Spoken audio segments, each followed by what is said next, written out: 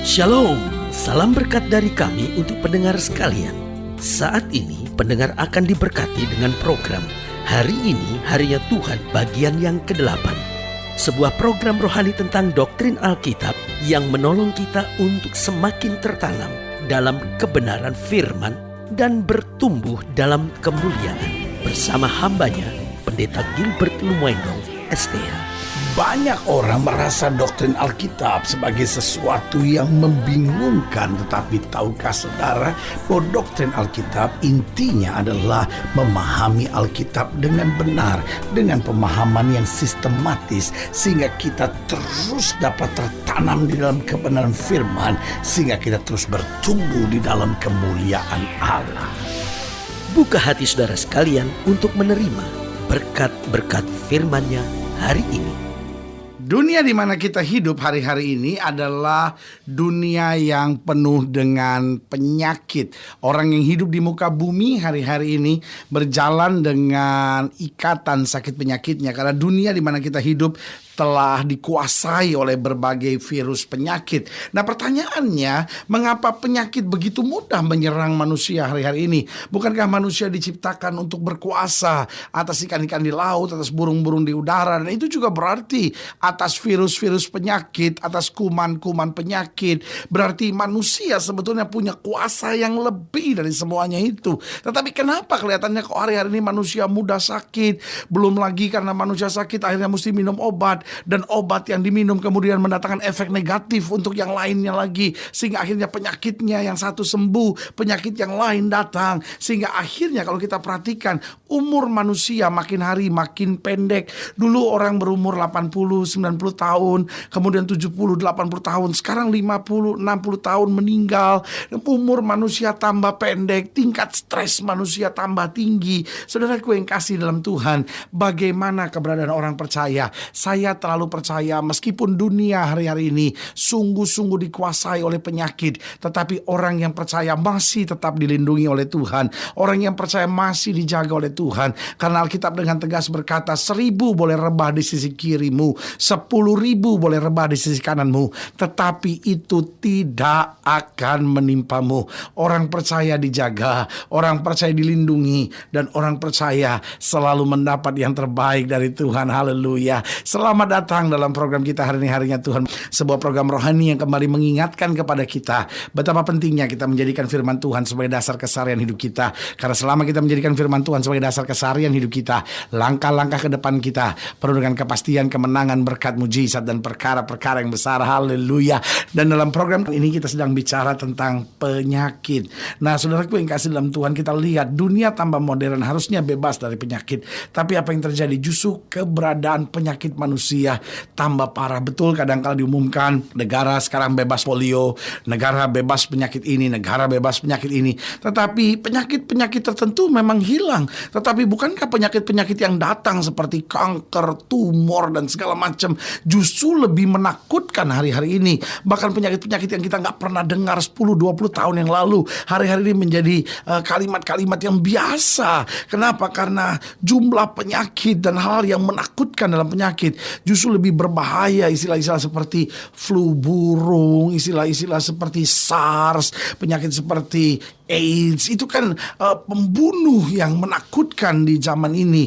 Nah, saudaraku yang kasih dalam Tuhan, sebagai hamba Allah kembali saya mau ingatkan, di dalam Kristus ada jalan keluar.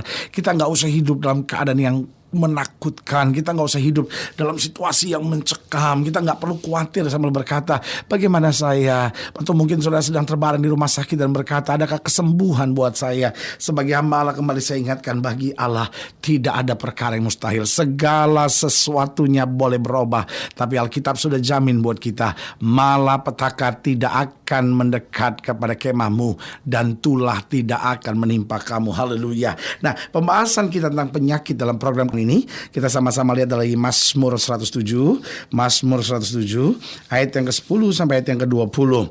Dikatakan demikian, ada orang-orang yang duduk di dalam gelap dan kelam, terkurung dalam sengsara dan besi.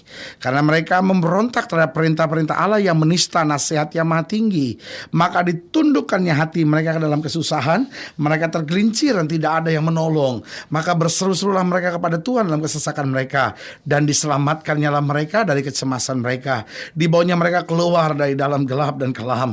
Dan diputuskannya belenggu-belenggu mereka. Biarlah mereka bersyukur kepada Tuhan karena kasih setianya. Karena perbuatan-perbuatan yang ajaib terhadap anak-anak manusia. Sebab dipecahkannya pintu-pintu tembaga dan dihancurkannya palang-palang pintu besi. Ada orang-orang yang menjadi sakit oleh sebab kelakuan mereka yang berdosa dan disiksa oleh sebab kesalahan-kesalahan mereka. Mereka muak terhadap segala makanan dan mereka sudah sampai pada pintu gerbang maut. Maka berseru-serulah mereka kepada Tuhan dalam kesesakan mereka dan diselamatkannya mereka dari kecemasan mereka. Disampaikan firman-Nya, disembuhkannya mereka, diluputkannya mereka dari liang kubur. Nah, saudaraku yang kasih dalam Tuhan, dari ayat-ayat bacaan ini kita bisa lihat beberapa alasan di mana penyakit dapat mudah menyerang manusia. Yang pertama, coba saudara lihat ayat yang ke-10. Dikatakan ada orang-orang yang duduk di dalam gelap dan kelam, terkurung dalam sengsara dan besi.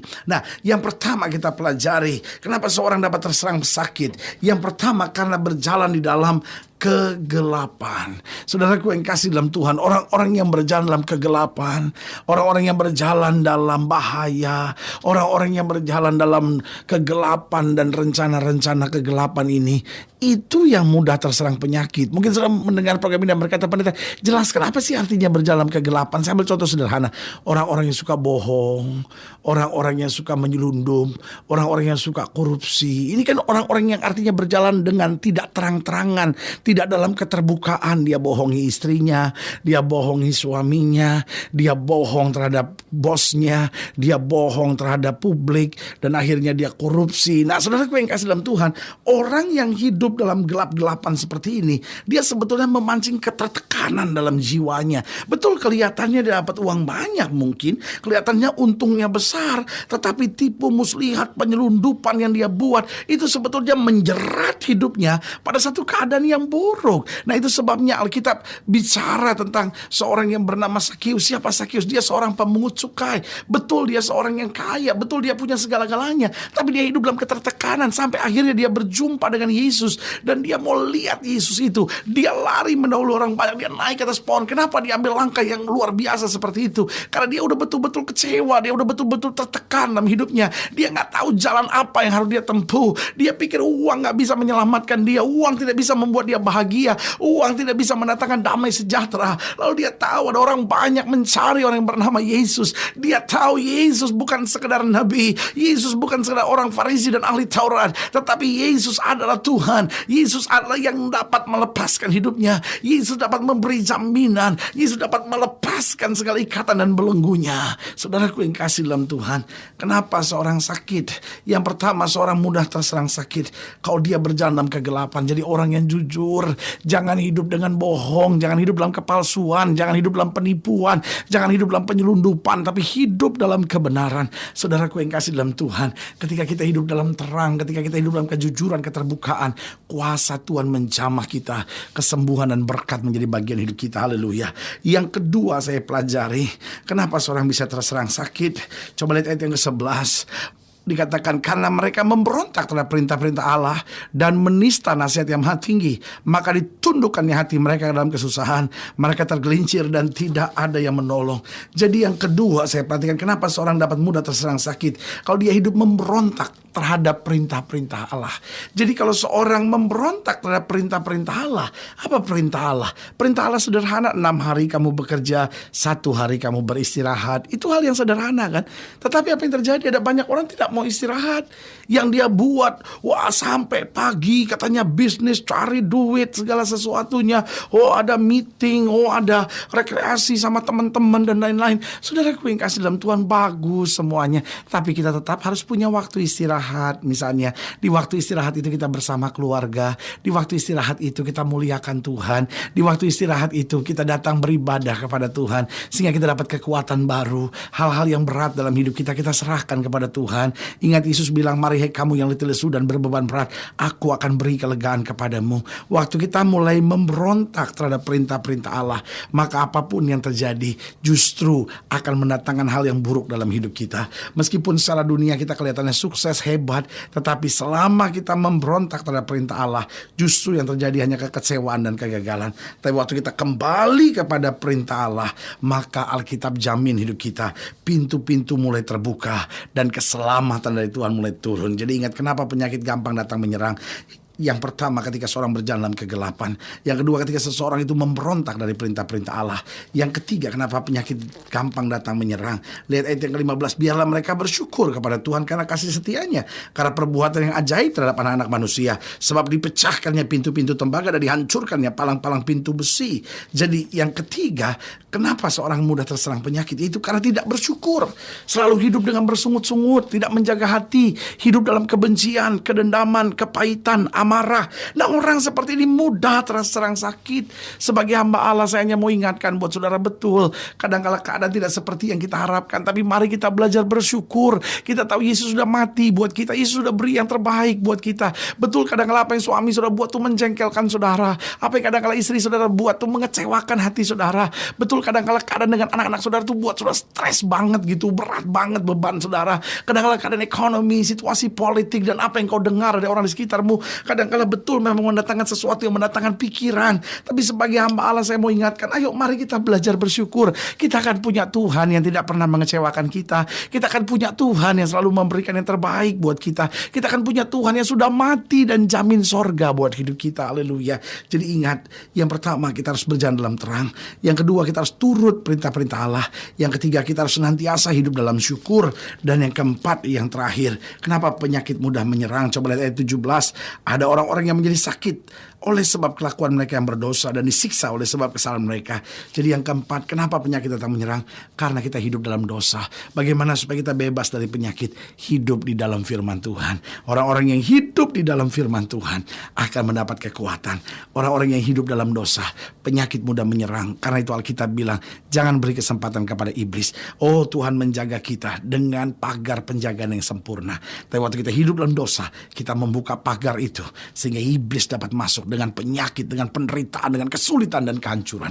Sebagai hamba Allah, saya mau ingatkan, kita diciptakan bukan untuk menderita, kita diciptakan untuk sembuh, untuk berkemenangan, untuk berjalan dalam kemuliaan Allah. Haleluya. Saudaraku yang kasih dalam Tuhan, jika saudara ingin didoakan secara khusus, inilah saatnya. Saudara dapat menghubungi kami melalui telepon, saudara dapat menghubungi kami melalui email atau alamat website kami atau alamat surat menyurat, kunjungi. Karena kami ada untuk membawa Bapak Ibu sudah senantiasa lebih dekat pada Tuhan dan mengalami kasih kuasa mujizat yang luar biasa. Secara khusus saya juga mau berdoa sekarang buat setiap pendengar sekalian. Saudara-saudara yang mau didoakan, boleh taruh tangan kanan saudara di dada, dan kita akan berdoa. Mari kita berdoa. Bapa, dalam nama Yesus hamba doa buat setiap pendengar sekalian, khususnya mereka yang taruh tangan kanan di dada karena sakit, karena berbeban berat, karena persoalan. Bapa, hamba berdoa di dalam nama Yesus Tuhan jamah, kerjakan mujizat, bawa kami pada kesembuhan, tolong kami berjalan dalam terang, dalam perintah-perintah Tuhan, hidup dengan syukur dan senantiasa menjauhkan diri dari dosa dan menyenangkan hati Tuhan. Bapa, hamba berdoa di dalam nama Yesus, yang sakit Tuhan sembuhkan, yang lemah Tuhan kuatkan, yang susah Tuhan hiburkan, sehingga hari ini kembali menjadi hari kemenangan, hari berkat, hari mujizat buat kami. Di dalam nama Yesus kami berdoa. Haleluya. Amin. Saudaraku yang kasih dalam Tuhan, kita sudah berdoa. Ingat, Allah tidak pernah lalai menepati janjinya. Inilah saatnya buat kita untuk bangkit bersemangat, bersuka cita dalam menghadapi segala perkara. Karena kita tahu Yesus hidup, Yesus berkuasa, dan selalu Yesus beri yang terbaik buat kita. Doa saya menyertai saudara. Sampai berjumpa pada program berikut, dan jangan lupa jadikan hari ini harinya Tuhan. Haleluya. Tuhan. Haleluya. Tuhan.